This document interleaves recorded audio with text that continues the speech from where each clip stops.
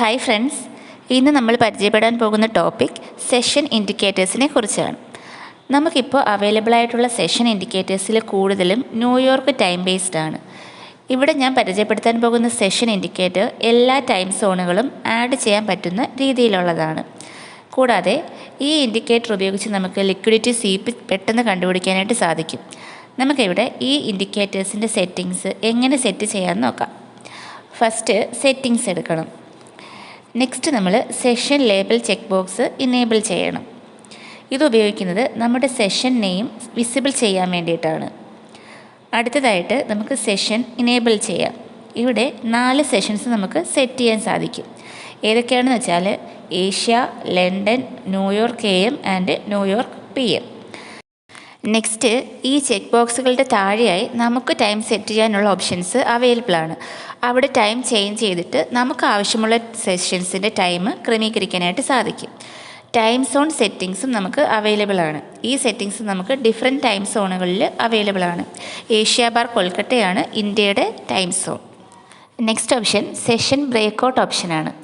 താഴെ കാണുന്ന pending table option enable ചെയ്താൽ പെൻഡിങ് ആയിട്ടുള്ള ബ്രേക്ക് ചെയ്യാത്ത പെൻഡിങ് ബ്രേക്കൗട്ടുകളുടെ കൺസോൾട്ടേറ്റഡ് ഡീറ്റെയിൽസ് ലഭിക്കും.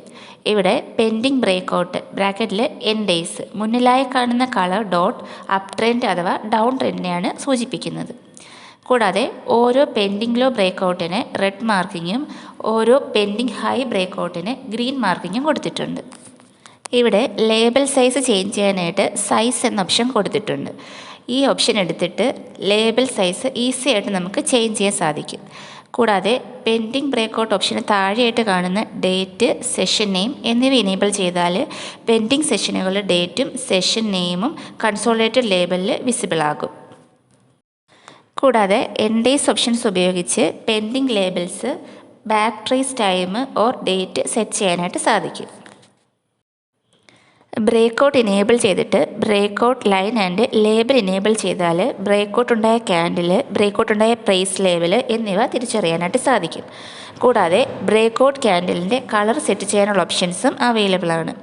അടുത്ത option pending high or low options ആണ്. ഇതുപയോഗിച്ചിട്ട് ലിക്വിഡിറ്റി ഏരിയ ഐഡൻറ്റിഫൈ ചെയ്യാനായിട്ട് സാധിക്കും. കൂടാതെ SMC സ്ട്രക്ചറും ഫെയർ വാല്യൂ ഗ്യാപ്പും ഇനേബിൾ ചെയ്യാനുള്ള ഓപ്ഷൻസും അവൈലബിൾ ആണ്. നമ്മൾ ഇത്രയും കാര്യങ്ങളൊക്കെ നോക്കുന്നുള്ളൂ. നിങ്ങൾക്ക് ഏതെങ്കിലും ഫീച്ചേഴ്സൊക്കെ ആവശ്യമായിട്ടുണ്ടെങ്കിൽ കമൻറ്റ് ബോക്സിൽ ഇട്ടാൽ മതി. അത് ഇൻഡിക്കേറ്റേഴ്സിൽ അവൈലബിൾ ആക്കാം. അപ്പോൾ മറ്റൊരു വീഡിയോ ആയിട്ട് നമുക്ക് ഉടനെ തന്നെ കാണാം. മറക്കാതെ എല്ലാവരും എൻ്റെ ചാനൽ സബ്സ്ക്രൈബ് ചെയ്യുക, ലൈക്ക് ചെയ്യുക, ഷെയർ ചെയ്യുക. താങ്ക്